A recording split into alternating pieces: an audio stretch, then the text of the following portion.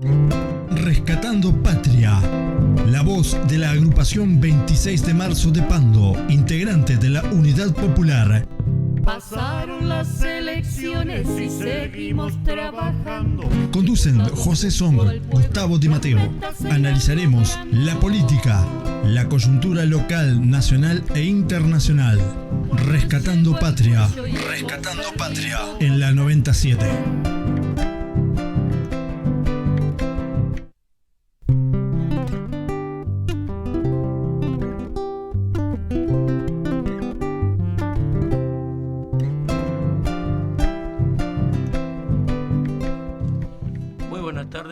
Estamos dando inicio de esta manera a una nueva edición de Rescatando Patria por las ondas de Radio Ventura 90.7. Hacemos extensivo el saludo a todos los compañeros que nos escuchan y a los que hacen posible, por supuesto, que este programa salga al aire. Hoy es sábado 14 de mayo, estamos en compañía de dos compañeros acá, José Song, como siempre, como todos los sábados, y Alfredo, que nos va a dar una mano hoy también en el programa, haciendo esto un poquito más colectivo y más ameno para ir viendo todo lo que hoy tenemos en esta realidad actual de nuestro país y del mundo, y que a través de nuestro programa tratamos de hacer llegar a toda la audiencia. Como siempre, en nuestros canales de comunicación, el 099 30 22 69, el 092 96 17 06, el teléfono de la emisora 2292 43 86, y a través de internet en las ondas también de Radio Ventura, radioventura.com, y en el canal de YouTube Rescatando Patria. Toda la información y toda la de interés para el pueblo y los trabajadores de nuestro país, usted la puede tener en el diario La Juventud, que sale de lunes a domingo, de martes a domingo, y usted lo puede encontrar en los kioscos de nuestra ciudad también. Saludamos a José y a Alfredo, que nos den un saludo para la audiencia. Sí, buenos mediodías o buenas tardes a quien corresponda, a los que nos están escuchando. Un saludo a compañeros de trabajo que sé que están prendidos a este programa. Agradeciéndole también a Alfredo Monzón, que nos ha dado una gran mano para preparar este programa. Por supuesto. Bueno. Y en esta fecha que vamos a tratar un tema muy importante. ¿Cómo se llama este programa? Se llama Rescatando Patria. Uh-huh. Y justamente de lo que vamos a hablar hoy tiene que ver con rescatar esa patria, ¿no? Hemos hablado sin duda que vamos a rescatar todas las fechas, los acontecimientos históricos, la rica historia que tenemos los orientales. Por supuesto. Que está tan ninguneada hoy por hoy, ¿no? Ahí está. Antes que nada, José, quería hacer mención a un par de acontecimientos que se dan el día de hoy, ¿no? La inauguración del local del 26 de marzo en el balneario Ordey, en San José, en el Parador Surí.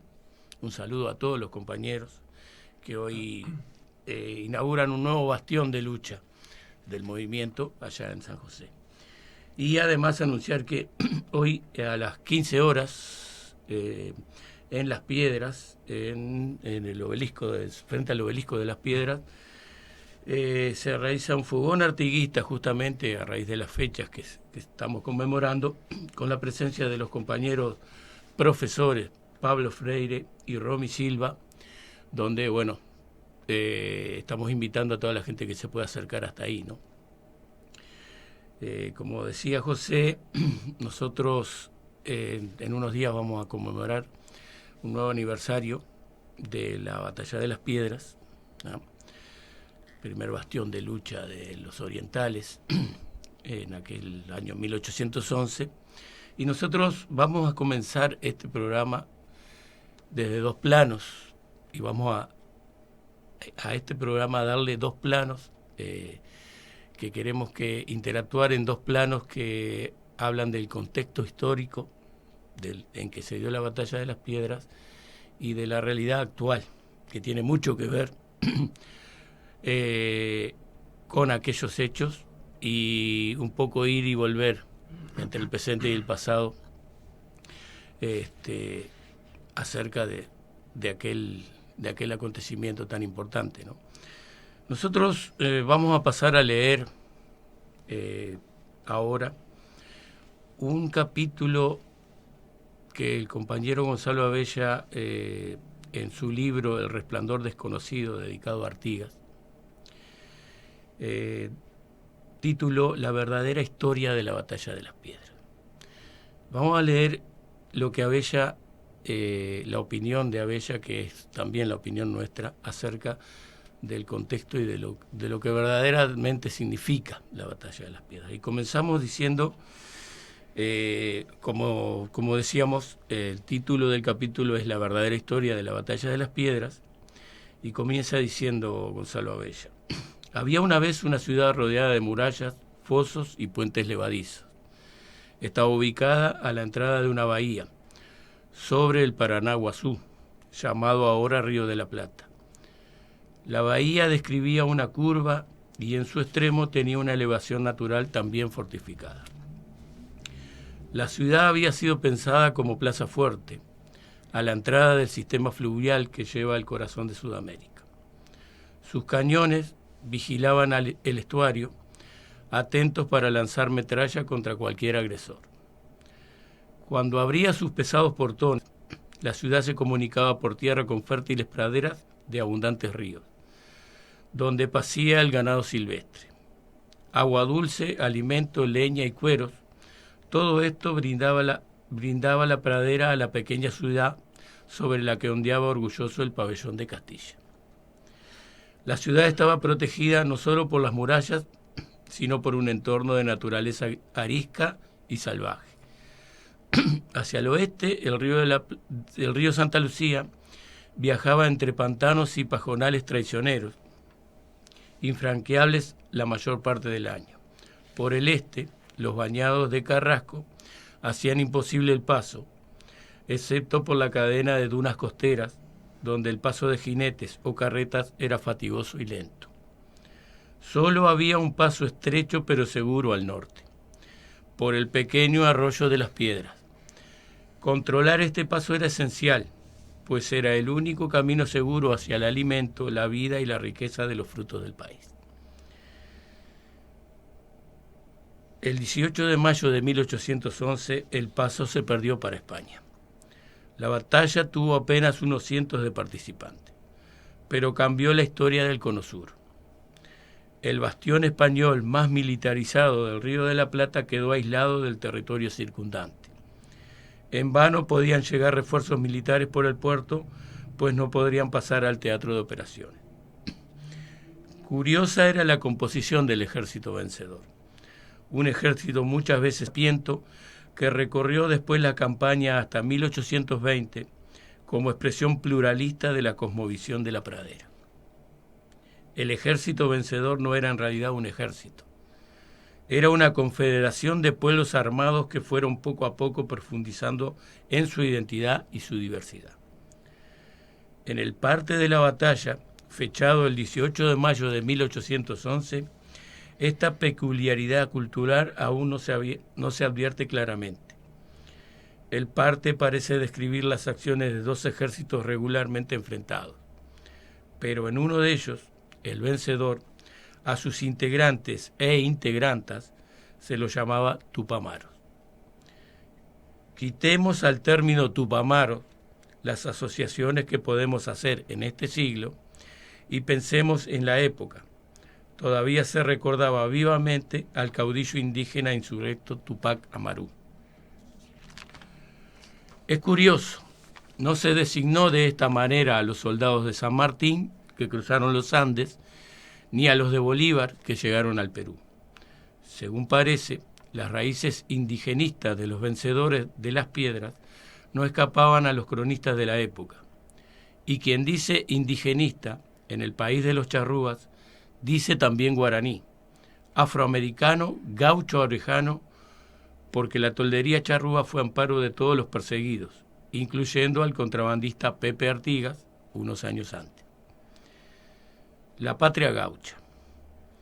La victoria de las piedras, entonces, fue una victoria de la patria gaucha, la verdadera, no la mentirosa de José Hernández, que para ensalzar al gaucho ridiculiza a los negros y expresa su desprecio hacia los indios, como si eso no fuera escupir sobre el mismo gaucho.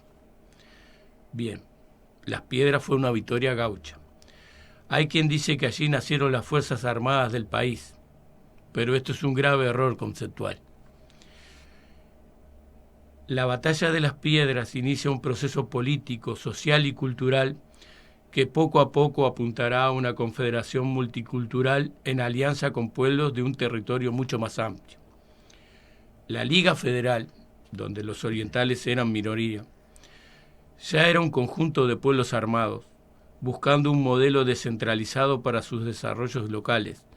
Las Fuerzas Armadas, por el contrario, son el brazo armado del Estado constituido, un Estado que no siempre tiene en cuenta la voluntad del pueblo. Pueblo armado no es Fuerzas Armadas. Los vencedores de las piedras no tenían un Estado al cual defender. Cuando creció su sueño, dieron la espalda a la ciudad y fundaron una toldería que se llamó Purificación. En cambio, las Fuerzas Armadas uruguayas, ni mejores ni peores que otras, están constituidas por funcionarios del Estado, tan identificados con su función que hasta para romper la institucionalidad han evocado al Estado como razón suprema. Los vencedores de las piedras proclamaron la libertad civil y religiosa en toda su extensión imaginable, legitimando así la diversidad cultural y la religiosidad afro e indígena. Las Fuerzas Armadas no solo usan uniforme, sino que asumen como deseable la ideología de la uniformización. Los vencedores de las piedras amaban la diversidad del ecosistema de pradera. Jamás hubieran llenado parques naturales, serranía y pradera con aburridos monocultivos forestales exóticos. Ni usaban todos uniforme, ni uniformaban todo. La Rañaga, al visitar a Artigas en Purificación, comenzaba diciendo: en nada se parece a un general.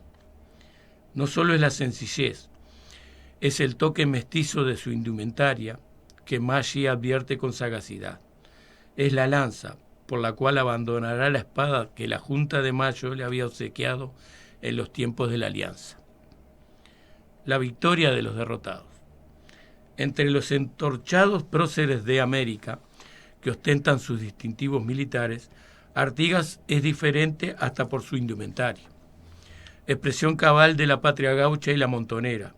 El artiguismo fue para los generales criollos de ilustre abolengo lo que los charrúas también fueron, un aliado crítico y distante. Al lado de los artiguistas, juntos pero no mezclados, nacían los ejércitos de los nuevos estados, eso sí, a imagen y semejanza de Europa. Toda la causa americana festejó la batalla de las piedras, pero sus vencedores eran expresión no controlable de indios, afroamericanos y criollos orejanos, que defendían sus culturas y sus desarrollos locales en una propuesta federal. Alvear, a su manera, lo dijo desde su exilio norteamericano muchos años después. Artigas fue el primero de nosotros que supo aprovechar la brutal invisibilidad de las clases bajas. En realidad, esta frase ubica a los vencedores de las piedras del lado de Tupac Amaru, Tupac Katari, Zumbi, Güemes y Gaspar Francia. Por otra parte, la frase de Alvear da una clara definición del concepto de pueblo que tenían algunos hombres de Mayo, que podían hablar así de la brutal invisibilidad de las clases bajas. Y explica por qué fue preferible para algunos de ellos pactar con la invasión portuguesa antes de permitir que se expandiera el espíritu de las piedras por el sur del continente. ¿Qué es lo que enoja a muchos cuando exponemos nuestra visión sobre Artigas? Vayan juzgándolo los lectores, los oyentes en este caso, en la medida que sigamos agregando piezas. Esto es lo que escribía Gonzalo Abella en su libro El resplandor desconocido acerca de la batalla de las piedras.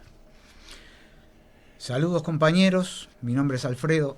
Me ha tocado una parte bastante dolorosa en el reparto, porque si bien lo que leía el compañero Gustavo nos toca muy profundamente, creo que lo que yo voy a intentar informar, más que nos toca, nos hiere.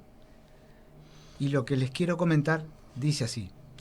El viernes 23 de mayo de 2014 se celebró la firma del contrato de concesión para la construcción del centro comercial y la realización de obras en el Estadio Parque Artigas por parte de la Intendencia de Canelones, el Club Juventud de las Piedras y la empresa Aldirac Sociedad Anónima. En la oportunidad participaron varias autoridades, entre ellos quien era aún el intendente de Canelones, doctor Marcos Carámbula, el secretario general de la Comuna Canaria, profesor Yamandu Orsi, hoy intendente, el alcalde del municipio de Las Piedras, señor Wilfredo Román, el presidente del Club Juventud de las Piedras, señor Yamandu Costa, el gerente del mismo club, señor Julio Rabino, y el presidente de la empresa Aldirac Sociedad Anónima, contador Mario Garbarino. En la ceremonia se destacó la presencia en la sala del economista Fernando Caloya, expresidente del Banco República, la prosecretaria general de la Comuna Canaria, señora Loreley Rodríguez, los diputados Maía y Sabini del Frente Amplio, ediles, concejales, empresarios, comerciantes, directores y directoras de la Comuna Canaria. El proyecto está a cargo de Garbarino Lombardo, encargado del desarrollo y administración de la misma. La firma promotora Aldirac Sociedad Anónima y la construcción a cargo de la empresa Stiller. El shopping tiene una superficie de 40.000 metros cuadrados e insumirá una inversión de 40 millones de dólares. La obra se construye en el Parque Artigas, en terrenos donde en mayo de 1811 se liberó la batalla entre el ejército encabezado por José Artigas y las tropas españolas. El predio, igual que sucedió con el llamado Centro Cívico de Ciudad de la Costa, fue cedido por la administración del ex intendente de Canelones, Marcos Carámbula, y la construcción comenzó en agosto del 2014 y finalizará durante el presente año. La pregunta: ¿cómo se puede interpretar que en predios donde se desarrolló la batalla de las Piedras en mayo de 1811 y a pocos metros donde se erige el obelisco que recuerda esta gesta artiguista, se está construyendo un centro comercial y para ello, entre otras cosas, se haya talado el monte indígena que existía en la zona? ¿Es el pragmatismo que imperan las autoridades de la fuerza política en el gobierno nacional y departamental en el caso de Canelones? ¿Es otro intento de borrar la historia y negar el legado artiguista? Borran la historia y vacían todo de contenido. El profesor de historia y exdirector de todos los liceos públicos de Las Piedras, Pablo Freire, dijo que es todo lo formulado en las preguntas aplicando al mismo tiempo. Freire también integró en las últimas elecciones municipales la fórmula encabezada por Milton Franco de la lista 326 en Canelones. Estudioso del artiguismo, señaló que si vamos a la historia, una de las cosas que más le impresiona de Artigas son sus 30 años en el Paraguay.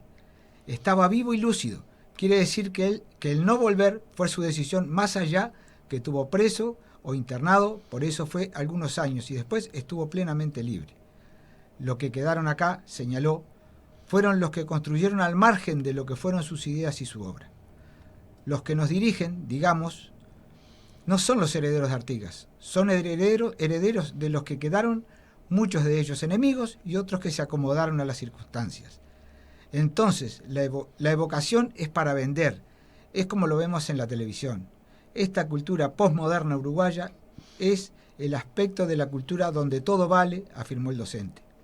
Durante la entrevista, Pablo Freire dijo que hay que recordar, antes de los años 70, en 1968, había quedado claro para el mundo intelectual que no hubo un general Artigas, eso estaba claro.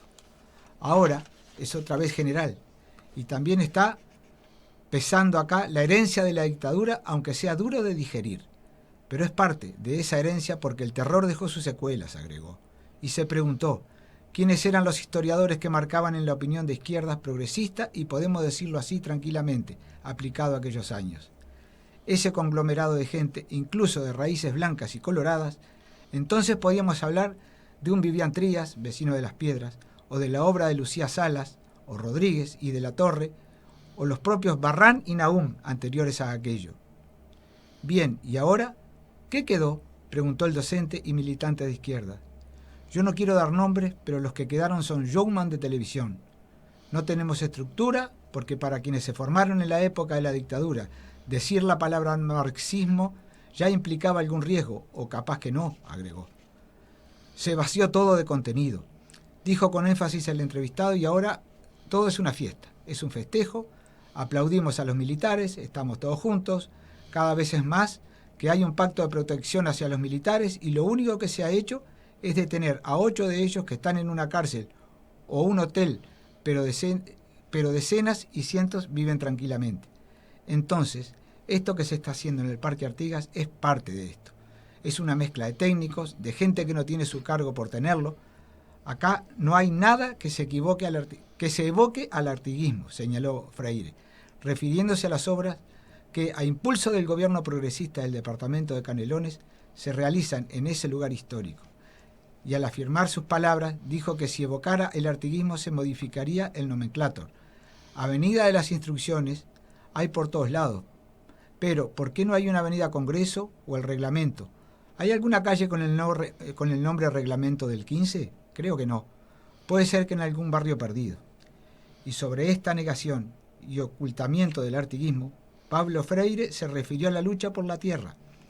La tierra fue el centro de la lucha de Artigas, señaló el docente, porque en definitiva la revolución artiguista fue una revolución agraria, como otra en otras partes de Hispanoamérica, pero fue una revolución agraria de entrada por su origen, por las causas que la motiva, por su desarrollo y por su final, por su derrota militar y por quienes fueron desalojados de las tierras, la segunda generación. Al referirse al hecho en sí del histórico enfrentamiento ocurrido en el espacio comprendido entre el obelisco y el mástil de la ciudad de Las Piedras, Pablo Freire dijo que ejército encabezado por José Artigas se formó en el mes de abril, luego de la proclama pronunciada en ese mes, un mes y unos días antes de la batalla, y se conforma un ejército de más de 1000 personas, muchas en la proporción de la época, y al frente estaba un desertor, porque Artigas fue desertor del gobierno, señaló. Hay que ver que Artigas tenía 47 años, y eso significaba que era conocido en la campaña, y en la campaña, para ser conocido, tenía que ser personalmente. No como ahora que de un momento a otro te inventan una persona. Fue un levantamiento agrario y la gente salió a defender la tierra. A veces se dice que fue una lucha contra los españoles. No es una guerra contra los españoles, es una guerra civil, que ya en España hacían los comuneros, agentes de los pueblos contra los latifundistas, y eso se transmite. La lucha por la tierra es una tradición y Artigas debe haber recibido esa información a través de sus padres, de sus abuelos, porque él no era un hombre de biblioteca y a los 14 años se fue para el campo. Lo importante acá es la vinculación de Artigas con los paisanos, dijo Freire, al señalar aspectos de la histórica batalla. Muy bien, creo que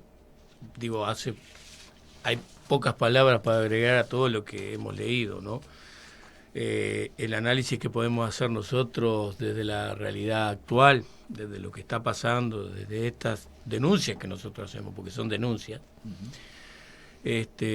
nos hace un poco sentirnos cada vez más profundamente artiguistas, ¿no es verdad?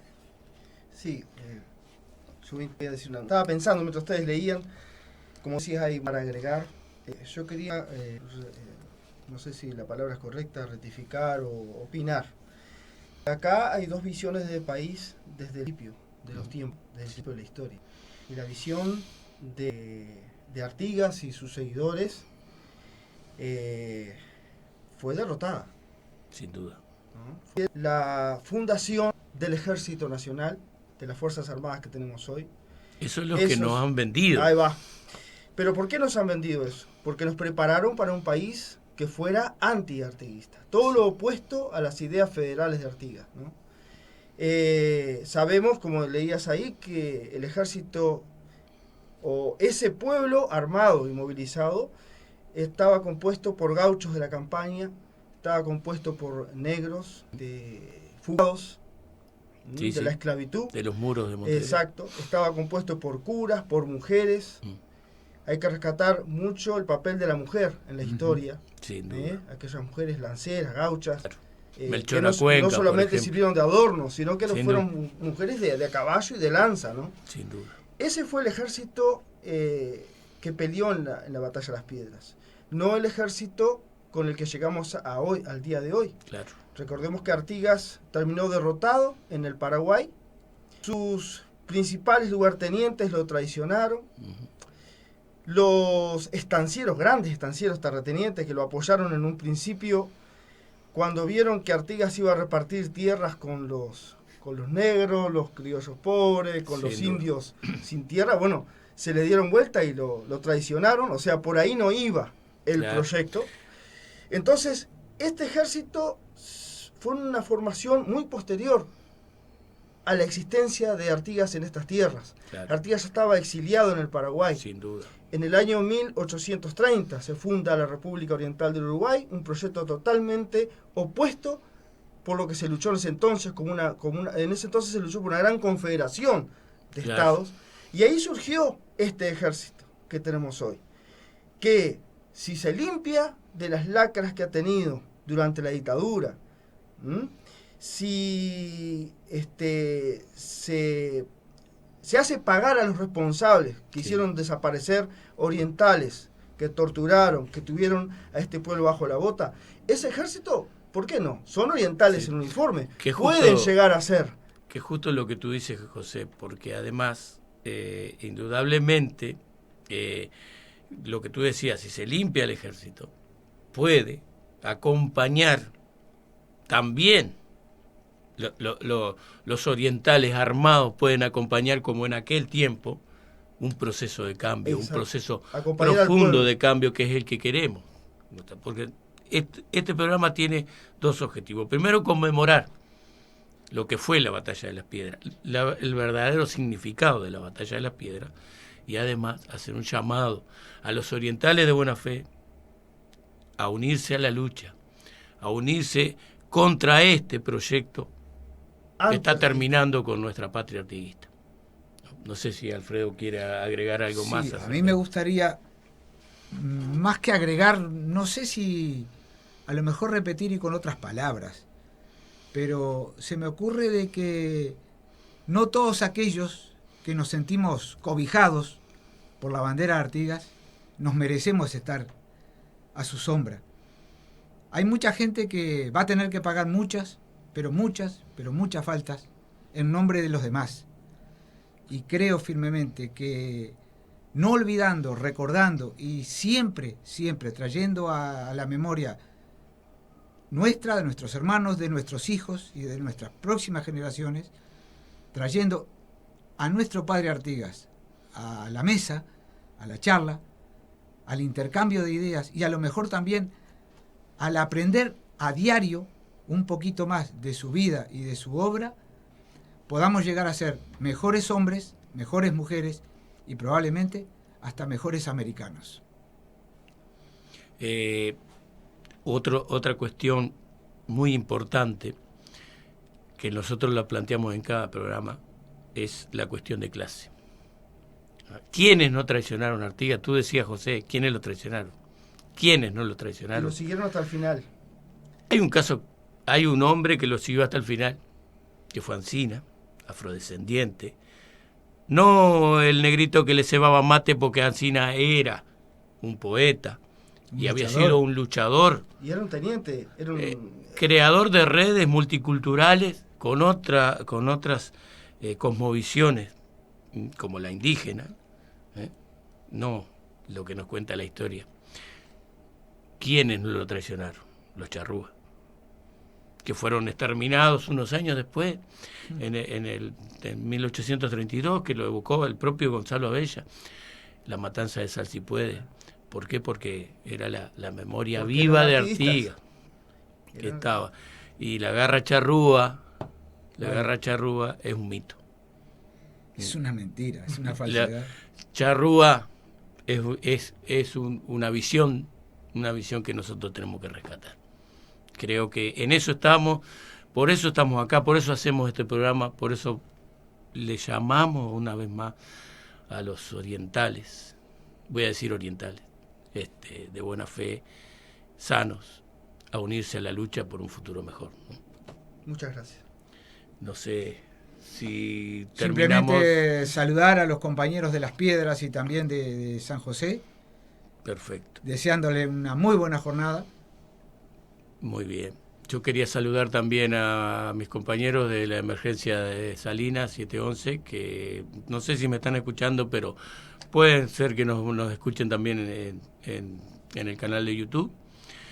Y un saludo también personal a Karina allá en Berlín, que también me escucha. Y bueno, nos reencontramos el próximo sábado con otro tema de actualidad. Muy bien.